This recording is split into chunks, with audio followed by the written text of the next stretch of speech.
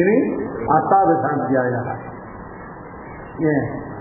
अर्जुन उवाच संन्यासस्य महाबाहो तत्त्वमिच्छामि वेदितुं त्यागस्य ऋषिकेश पृथक् केशिनिषूदने। अर्जुन उवाच संन्यासस्य महाबाहो तत्त्वमिच्छामि वेदितुं त्यागस्य ऋषिकेश पृथक् केशिनिषूदने। அர்ஜுனுடைய கேள்வி இந்த அத்தியாயத்துல முதல்ல ஆரம்பத்துல சாஸ்திரங்கள்ல மோட்ச சாதனமா சொல்லப்பட்ட சந்நியாசம் தியாகம் இவைகள் ரெண்டும் வெவ்வேறு இல்லை. சந்நியாச சப்த வாக்கியமானதும் தியாக சப்த வாக்கியமுமான மோட்ச சாதனமானது ஒன்றே அப்படிங்கிறது நிரூபிக்கிறது முதல்ல. ஏன்னா சில சாஸ்திரங்கள் அத தியாகம் தான் மோட்சத்துக்கு சாதனம்னு சொல்றது. ந கர்மணா ந பிரஜயா தனே ந தியாகே நைகே அமிர்தத்வமானது. ந கர்மணா ந பிரஜயா தனே நம தியாகேன ஏகே அமிர்தம். தியாகம் அப்படின்னாக்க தியாகத்தினால அதுதான் தியாகம். அந்த தியாகம் தான் மோட்சத்துக்கு சாதனமா சொல்லப்படும். அதுக்கடுத்தபடியா முண்டகோபனிஷத்துல வேதாந்த விஞ்ஞான சுனிச்சிதார்த்தா சந்நியாச யோகாத்யதய சுத்த சத்வா தே பிரம்ம லோகே சுபராந்தகாலே பராமிருதாத் பரிமுச்சந்தி சர்வே அப்படின்னு சந்நியாச யோகம் அப்படிங்கிறது தான் மோட்சத்துக்கு சாதனமாக சொல்லப்படும். முண்டகோபனிஷத்திலையும் கேனோபனிஷத்திலையும் தைத்திரிய நாராயணவல்லியிலையும் சொல்லப்பட்ட இந்த சந்நியாசம் தியாகம்னு சொல்லக்கூடிய மோட்ச சாதனமாக இவைகள் இரண்டும் வெவ்வேறு அப்படின்னு முதல்ல இவைகள் இரண்டும் வெவ்வேறையா இல்லை இவைகள் ரெண்டும் ஒன்றா அப்படிங்கிற சம்சயம்.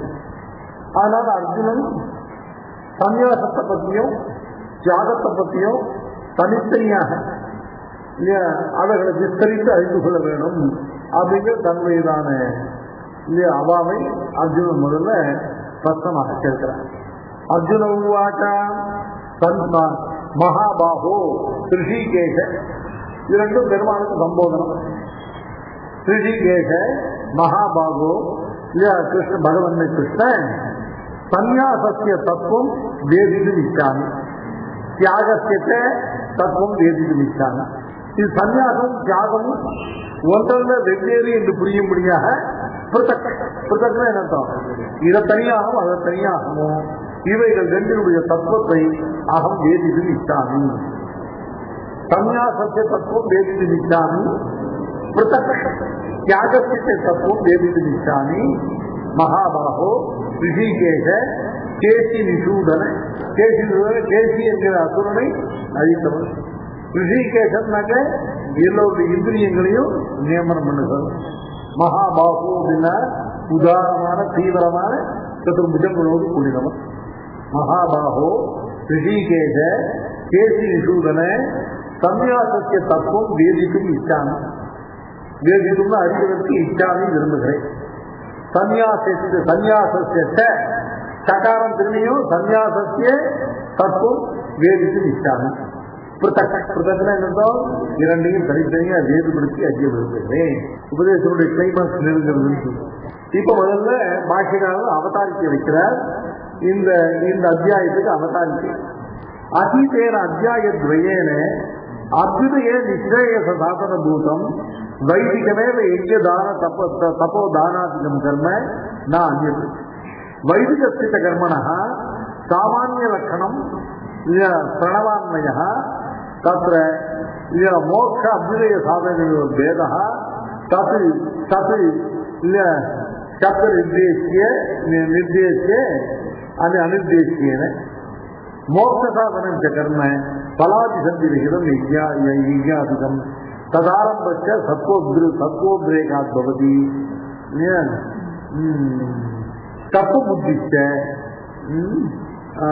தத்துவபுத்திச்ச சாத்விக ஆகார சேவையா இத்தியுக்தம். ஆதீத அத்தியாயத்வயேன கீழே 16-17 அத்தியாயங்களால 16வது அத்தியாயத்துல சாஸ்திரம் சித்திய வர்த்தக காமகாலதா அப்படின்னும் அதாவது தஸ்மாத் சாஸ்திரம் பிரமாணத்தை காஜியா காஜி நிரசித்தோம் அப்படிங்கிற 16வது அத்தியாயம் முழுவதும் அபியுதய நிச்சேஷ சாதன பூதம் வைதிகமேவ எங்க தப்போ தானாபியம் கர்ம நான் சாஸ்திரம்னா வேதம் தான் சாஸ்திரம்.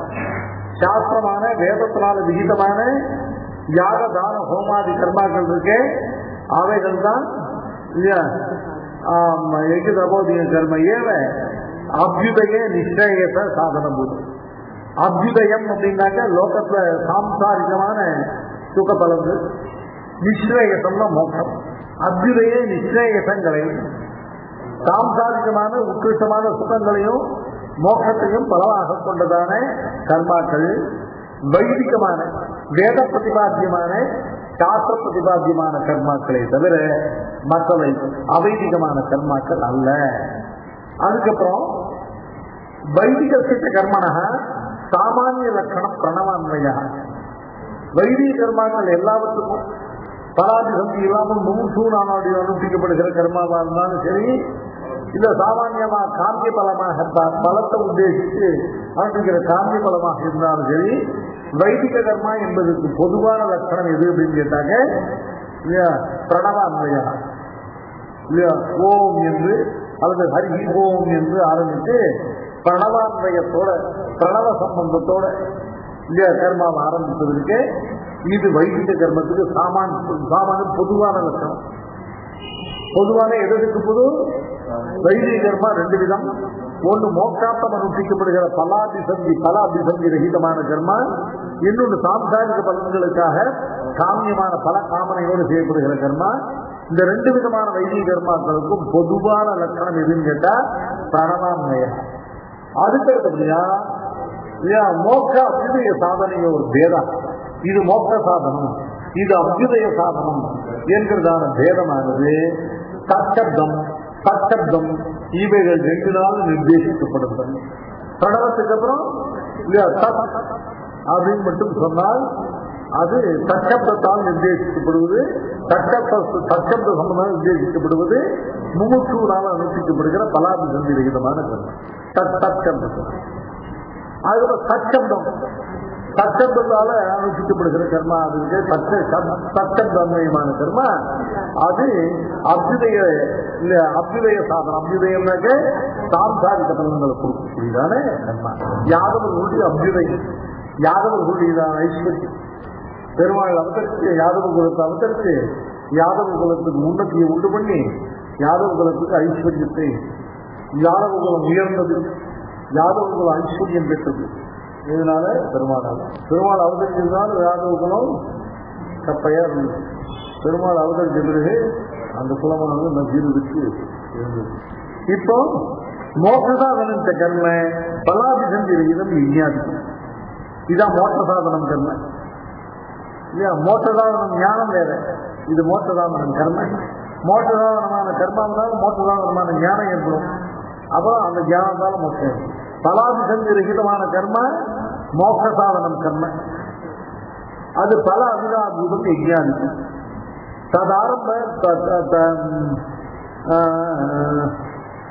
ததாரம்பச்ச தத்துவ உத்ரேகார்பது.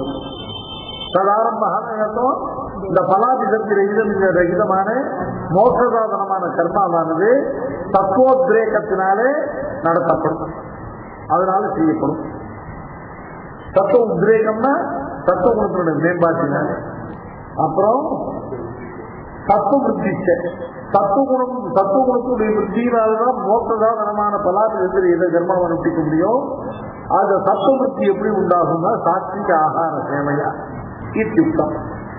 அனந்தரம் மோட்ச சாதனத்தையா நிர்திஷ்டயோகோ தியாக சன்னியாசயோகோ ஐக்கியம். இதுவரைக்கும் இத்தியுக்தம் இருந்தால போன 2 அத்தியாயத்தில் சொல்லப்பட்ட விஷயம். அனந்தரம் இந்த அத்தியாயத்தை மோட்ச சாதனமாக நிர்தேசிக்கப்பட்ட 2ஆகிற தியாகம் சன்னியாசம் இவைகள் 2னுடைய ஐக்கியம். இவைகள் 2 ஒன்றுதான். தியாகம் வேற சன்னியாசம் வேற 2 இல்லை. தியாகம் சன்னியாசம் இவைகள் 2ம் ஒன்றே என்றும். தியாகத்திய சன்னியாசத்தின் ஸ்வரூபம் 2 ஒன்றுன்னு சொன்னாக்க 2னுடைய ஸ்வரூபமும் ஒன்றும் நிரூபிக்கணும். அதனால தியாகத்திய ஸ்வரூபம் ஏற்றது இல்லையா. அப்புறம் சன்னியாசத்தின் சொரூபம் இது என்னதுன்னு சொல்லிட்டு இல்லையா சன்னியாசம் தியாகம் இவைகள் ரெண்டுடைய சொரூபம் நிரூபிக்கப்படுறது. அப்புறம் பகவதி சர்வேஸ்வரி சன்னியாச சர்வ கர்ம நாம் கர்த்தித்வ அனுசந்தானம் தத்துவ சமசாம் காரியவர்ணனேன இல்லையா சத்துவகுணத்தையே அவசிய உபாதேயத்துவம்.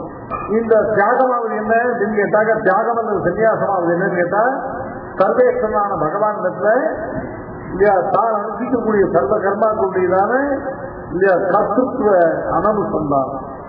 இல்லையா பகவான் தான் கர்த்தா, பகவதி கர்த்தித்வ அனுசந்தானம், சுவாத்மனி கர்த்தித்வ அனனுசந்தானம். இதை சொன்னாலே மற்ற ரெண்டும் நான் கர்த்தா இல்லைனாலே அப்புறம் கர்மா என்பது இல்லை, பலனை எனக்கு இல்லைன்னு ஆயிடுச்சு. அதனால ரெண்டுக்கும் முக்கியம் முதல்ல இல்லையா கர்த்தித்வ பகவான் தான் சர்வத்துக்கும் கர்த்தா, நான் அல்ல.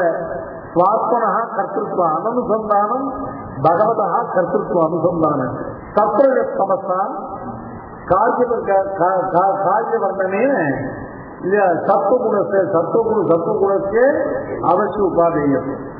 சத்துவகுணம் இந்த காரியம் செய்கிறது, ரஜோகுணம் இந்த காரியம் செய்கிறது, சமோகுணம் இந்த காரியம் செய்கிறது என்று சத்துவ சமோ குணங்கள் மூன்றினுடைய காரியம் அவர்களுடைய செயல்பாட்டை அறிந்தால் சத்துவகுணம் தான் உபாதேயம், ரஜசமோ குணங்கள் அனுபாதேயம் ஹேயம் என்கிறதான புத்தி ஏற்படுது. அப்போ வர்ணோசிதானாம் கர்மனா பரமபுருஷ ஆராதன பூதான பரமபுருஷ பிராப்தி நிர்வர்த்தன பிரகார தன்னுடையதான வர்ணாசிரம தர்மங்கள் அவைகளை தலாதிசந்தி இல்லாமல் பரமபுருஷ ஆராதன ரூபமாக அனுஷ்டிக்கப்பட்ட தன்னுடைய வர்ணாசிரமங்களுக்கு உச்சிதமான அதுக்கு பொருளின கர்மாக்களுக்கு அவைகள் தான் பரமபுருஷ பிராப்தியை நிச்சயமாக உண்டு பண்ணக்கூடியது. பரமபுருஷ பிராப்தி நிர்வர்த்தன பிரகாரம். அப்புறம் கிருஷ்ணசிய கீதா சாஸ்திரத்திய சாரார்த்தா பக்தி யோகா. கீதா சாஸ்திரத்துடைய முழுமையான சாரார்த்தம் பக்தி யோகம் என்கிற இவை பிரதிபாதிக்கின்றே. தத்ரதாவது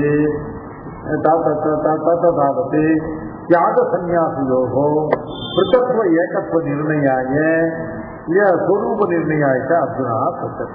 இப்ப எல்லாத்துக்கும் மூலம் எது அப்படின்னு கேட்டாங்க இந்த தியாகம் அல்லது சன்னியாசம் சொல்லக்கூடிய சர்வ கர்மாக்களையும் தன்னுடைய கர்த்தத்துவத்தை விட்டு சகல கர்மாக்களுக்கும் கர்த்தா பகவான் அனுசந்தானமும் எல்லா கர்மாக்களும் பகவானுக்கே சேஷபூதம் என்பதும் எல்லா கர்மங்களுடைய பலனுக்கும் பகவானே அதிகாரி, நாம் பலத்துக்கும் போக்தா இல்லைங்கிற இதுதான் மோட்ச சாதனமான எல்லாத்துக்கும் அடிப்படை. அதனால்தான் இப்போ இந்த சன்னியாச தியாக சம்பந்தங்களாகிற மோட்சத்துக்கு முதல் பிரதான சாதனமாக இருக்கக்கூடிய இந்த சன்னியாச தியாகங்களுடைய அவைகள் ரெண்டுடைய ஐக்கியமும் அந்த ஐக்கியத்தை நிரூபிப்பதற்காக சன்னியாசம் தியாகம் இவருடைய சுரூபங்களும் நிர்ணயிக்கப்படும் பொருட்டு அர்ஜுனன் இந்த கேள்வியை கேட்கிறார். சன்னியாசஸ்ய மகாபாஹோ தத்துவ நித்யாவிவேதித்தும் தியாகஸ்ய ரிஷிகேஷ பிருத்தக் கேசி நிசூதன. அவதாரி சொல்லிக்கிறார். முதல் ஸ்லோகத்துக்கு வியாக்கியானம் பண்றார். தியாக சந்நியாசௌஹி மோட்ச சாதனத்தையா உதிதௌ. தியாகம் சந்நியாசம் ஆகிய இரண்டும் மோட்ச சாதனத்தையா விதிக்கப்பட்ட இரண்டு. தியாக சந்நியாசம் திவச்சனம், விகிதௌ விதிக்கப்பட்டவை திவச்சனம்.